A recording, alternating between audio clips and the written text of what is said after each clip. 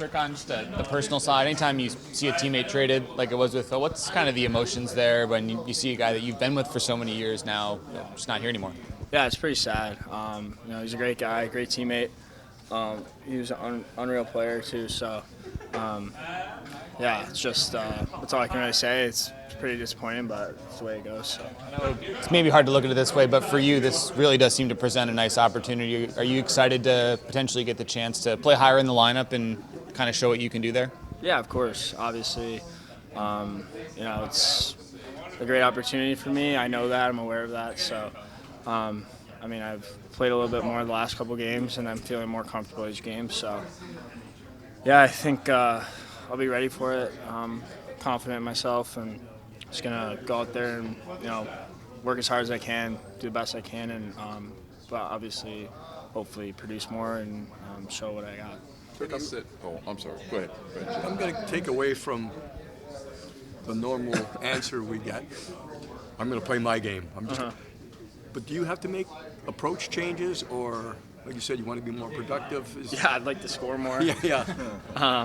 But I feel like the last couple of games gotten some good chances. Right. Just gotta find a way to put them in. There's really no excuse. So, but I think getting chances and it obviously helps with confidence. It's just now, once you see a couple go in, I think it'll open up a lot. But that's all of us. We got to be better. But as far as my game goes, the other stuff, I feel really good. And I feel like the more I play, the better I'll be. Just one fault. It appears to me that you've made it a priority to take the puck to the net. Yeah. Is that something you've tried to add? Yeah, I mean, when it's not going in the net, you gotta take it there, and you gotta be more assertive, I think. Example, the Florida game, I think I had 6 shots on goal. I was just thinking, just take it to the net and get more comfortable doing that, and eventually you're gonna start scoring. But it's definitely a mentality thing more than anything. So I think we all gotta have that. It's not being selfish at this point. I think everyone's got to just have that mentality. If there's a play to be made, you'll make it. But, I think getting into the net's more important than that. Kenny said last night he praised your defensive work, thus far, and that maybe now with this opportunity that you might be able to be put in a few more offensive situations. So what is the 3C role to you in terms of what is necessary and what can be done? Yeah, I think, you got to be good all around the ice. I think that's pretty self-explanatory. You got to chip in when you can, too, offensively. You can't, I appreciate the compliment of being good defensively, and it's good and stuff, and I feel comfortable with that, but I think you got to add some offense, too, and to make the team more dangerous. And, I should be getting more minutes to be able to hopefully do that. You're up 56, 57% in the dot this year. How big of a step has that been in your game as well? Yeah, I've been actually working on it a lot after practice and morning skates, so working with Stoli. And I think the practice, the repetition, and then, you start winning consistently, you get more confidence, and it's more like a mindset. You go into the face-off, and you're thinking to yourself, you're winning this, and that's kind of the mindset I've had. I think it's helped a lot. And, I'm just doing with what I think works and sticking with that, and it's been good so far.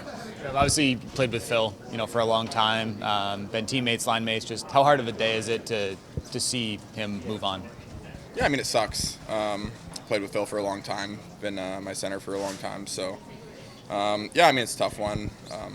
Got to know his family really well, his kids. So, it stings, but I'm happy for them. Get to go back home, all that kind of good stuff. So, wish him the best. There is a situation like that where there's rumors and speculation. Is that anything that seeps into the room at all, where you're either talking about it with Phil or with teammates in situations like that?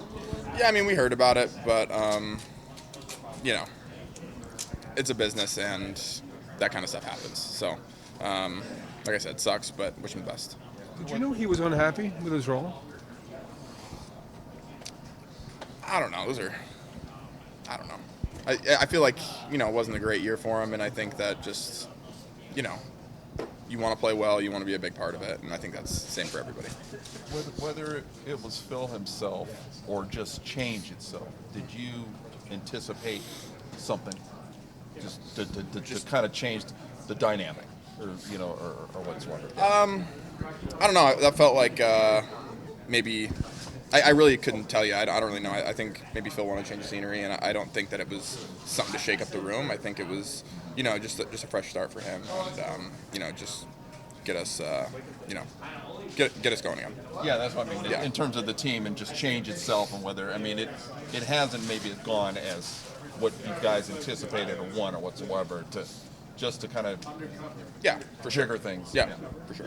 Trev, you played with Turk a little bit over the last week. Your two games seem to mesh pretty well. What have you seen in his game that maybe makes him ready to elevate and play a little bit bigger role for the team? Yeah, I think if there's one, upside, it's that Turk gets an elevated role, and I really have liked playing with him. I think that he skates really well. He makes a lot of really good plays, and he's just getting comfortable. I think moving up in the lineup, playing more minutes. I think you get that confidence, and once he gets more and more comfortable, he's just gonna keep getting better.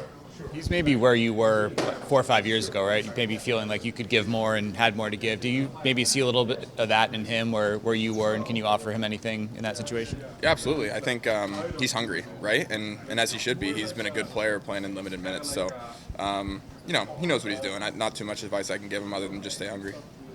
High dangers for your line with the two of you guys and Kuzi very high, on that trip. What did you like about the way the three of you guys maybe meshed together over those couple of games? Yeah, I thought we hunted well. I thought, just hard on the forecheck, staying on their D was good. Like I said, Turk's got really fresh legs. He flies out there. And then Kuzi, I thought, was making some great plays through the neutral zone, doing stuff that he's really good at. So I think it was a good mix. The fact that Phil wasn't traded for another player, it puts it on you guys in the room still, right? You guys still have to perform because it wasn't like Phil was replaced by anybody. It's just the guys here right now, right? Yeah, it's a good point. I think, it might feel like it hurts us, but, like I said, I think we had good guys waiting. I think Turk is ready to go. Sammy's a force out there when he's playing. So, like I said, we can only do what we can with the guys in this room, and we're confident. Okay. I just want to talk about Phil. As we know, trade last night. I think Phil had some great seasons, some great moments here with us. I think we're grateful for his time here. Well spent. This season was a bit of an anomaly. Didn't go as well for him or as well for our expectations. But we're happy to see him go to Montreal, where he's played before, where he had great success, and we wish him nothing but the best. Was it a situation where his role was reduced, and he really wasn't willing to accept that and was looking for a better situation? I don't know, Dennis. You'd have to ask him that question when you get a chance. I don't know. I don't know what the right answer is there, but that's a question I think for Phil. He'll be happy to answer that, I'm sure. They come back in here still this year, right? So we'll see them. Well, did you guys have just any conversations along those lines, just about role and what did you guys talk on occasion? Yeah, I talk to all the players at different times. I'm not going to get into the specifics of what we talk about, but we communicate about a number of different things, as any coach would. Ken Holland said last night that had the trade not happened at the time that it did, that he had spoken to Alan Walsh and Phil Deneau, that all parties had agreed that Phil would be at practice and playing games on the schedule. Were you part of those conversations? No, that's I got enough. With the jobs are separated for obvious reasons. There's a lot to do for Ken and his staff on his side. We're focused on completely other things on our side. So no, I wasn't part of those. With the departure of that center, might Alex Turcotte see an increased opportunity at shorthanded situations? In shorthanded situations, I don't think so. I think we have plenty of penalty killers. I mean, I have Kopi and Juice, who are long-time penalty killers. Not penalty killing much outside of Kopi taking the face-offs, as you're well aware. So I don't see. I do see that for Turk in his future. I would say that. I think he has those qualities. His face-offs have really improved.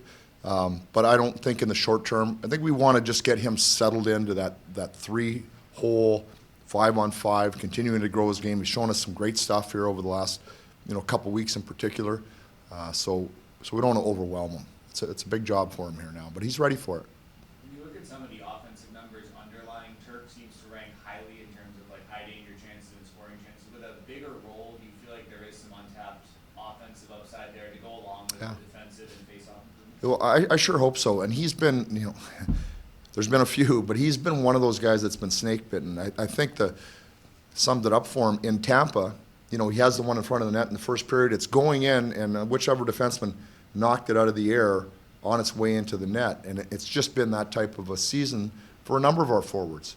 So the thing I love about Turk, when we go through the game after, we look at who ends up in the net front. 15 is always at the net front. He's there as much as Corey Perry is, you know, and he's not the biggest guy. So he has an ability, determination, in some way, somehow, to end up at the net front. You're at the net front, you're going to score goals. So I think you'll see him score some from in tight. As a coach, is it helpful? So Phil Deneau didn't play the last 4 games because of illness. Is it helpful for you to have that 4-game runway of not having the player available, leading into him being traded? You're not just sprung on you out of nowhere. Yeah, I mean, I don't know. I don't know if it's helpful. I guess you could say helpful in the sense that, you know, Turk got in. Now he has those games under his belt, so probably it helps him individually. But that's not something that you would plan for. But if it's an ancillary benefit, well, hey, we'll take it if it helped Turk. But it probably did. You know, in hindsight, you'd think playing those minutes would prepare you for more. Phil was also part of the leadership group. Is there somebody going to graduate into wearing an A? Yeah, you know what we've done over time. Well, when Drew was out, we shared that A with Mikey and Adrian, and so we'll do the same. We'll have those two split it. They've done a good job when called upon. Longtime Kings through the system, well-respected players, so they'll share that for now. This trade also clears the deck for Hellenius to be sort of your everyday 4C, at least in the near term. What do you expect from him as a chance to be an everyday player? I just talked with him about 10 minutes ago about this same thing. You know, he's been patient thus far, and he is. I just have to say this about him: like, he is the coach's dream. He knows his role. He does his role shift after shift, moment after moment. For a young player like that to have so clearly defined what he needs to do to help the team is incredible. Usually you're trying to help guide a player and, you know, you get off the rails, you get back on. He's just got it down pat. So he knows what to do. He finishes every check, every opportunity he's got. He's on the bench. He's involved in the game, even though he might not be playing as much. He's standing up. He's talking to other teams' players about laying off of our guys. So he's got all those qualities, which makes me more comfortable that we can bring him in along, but it'll be gradual. It'll be some nights he played 10 minutes. I think the other night in Dallas, the line played terrific. Some nights he's not going to play as much. We've got a lot of other veteran players. We want to try to get them a little bit more ice time. So, you know, at times he's going to have to bite the bullet on that. I've talked to him. It's not based on his play. It's just based on some other guys, you know, getting involved with the game. He's fully on board. He's going to play in the league for 15 years. He's an incredible teammate. Do you wonder if you had any updates on Andre Kopitar or Darcy Kemper? I guess no real updates on Darcy, you know, and Kopi, it was more of a played a lot on the road trip. It's a long flight home. We're going to practice tomorrow, so I don't want to call it a maintenance day, but just maybe a time to just step away for a day. The trend and talk in hockey over the last few years has been about players playing in pairs, not necessarily lines. And so on this team, we know that Andre Kopitar and Adrian Kempe and Phil Deneau and Trevor Moore. With the departure of Phil Deneau, as a coaching staff, how do you then find another player to pair with Trevor Moore? Is there an audition process, or did you look for a different pair to replace that pair? Yeah, no, we're still working on that. That's a really fair question. So those two were inseparable for most of the time here, and both had, you know, a lot of success playing with each other. So I would say, you know, it's only been a handful of games, but I would say we haven't found that yet. I think Fogs and Turk really complement each other well. I like their games together. So we'll see. We'll see what everything looks like coming out Monday. But that's probably our biggest conversation right now in the coaches' room is, okay, we know what this looks like. We know this. What's that line going to look like? Who can complement each other best? Hey Jim, I know that the Kempe contract is old news, but he has scored more than half his goals since the contract was signed. Is that coincidence, or do you think that maybe he's now more relaxed, he's put that behind him? I saw you talking to him, so Yeah. he would know better than me. All these questions, I can only guess, his frame of mind. I know he was pretty focused the whole way through it. I don't think it distracted him much. What I do know about Adrian is he is a bit of a streaky scorer sometimes. So to me, what we saw, he scored some really nice goals. He scored some goals that are high-end goals. A lot of his recent goals are those goals that we've seen him score before, where he's either beating somebody with the speed, nice deke, or then the other night again with the shot. We saw the shot at home against, was it Calgary? The one that Laferriere passed over to him. So to me, it's the types of goals he's scoring right now, I think, are what's got me encouraged. He's scoring the Kempe-type goals. He could have become a free agent. He got a good contract, but it's a long-term contract. And you know the history of this franchise. After Dustin Brown left, there was a little remaking of the roster and stuff. He's committed to this thing for 10 years, knowing that Kopi's gone, knowing that Drew is on the last couple of seasons. What does that say about him and his commitment to the franchise, maybe being a leader now? Right. Well, I think it says two things. I think first you got to look at the franchise. I think what it says about the franchise, that the player, who's grown, was drafted here, was developed here. It's a long process to get to where you're a free agent or looking at free agency and deciding whether you want to stay or not. So I think first of all, he's really comfortable with the franchise. I think he probably appreciates the time and energy spent on his career getting to where he was. And then now it's his choice, and he says, you know what, this is a place I want to stay and play. So we're certainly grateful that he had the same choice. There's a good match there. Yeah, Jim. Eric, let's not go. We got one left. We're not going to let him cut us off. He came all this way. I tend to lay it out a little bit. You've been in a few different situations in your NHL coaching career. I think it's fair to say this season you guys haven't generated the kind of forward momentum you wanted to have us forward. Over your time, do you sense that it gets to a point to where you sense that your general manager is going to make a move, whatever that move is. He's going to make a significant move. And how have you seen where teams responded when he does make that move? Oh, I have been around for a while, for sure. I'm trying to think about in the times that I've been around, that moment. I don't know that I've experienced too many of those where I felt like you felt something was going to happen, something was going to come down. You know what? I maybe have felt that way at different times, and then nothing did happen, frankly. But no, I have to tell you, I'm just, maybe I'd have to really scan, but I'm just giving myself a quick look. Of course, at trade deadline sometimes there's always a little more chatter and more expectation, but yeah, no, I don't have a lot of history with that.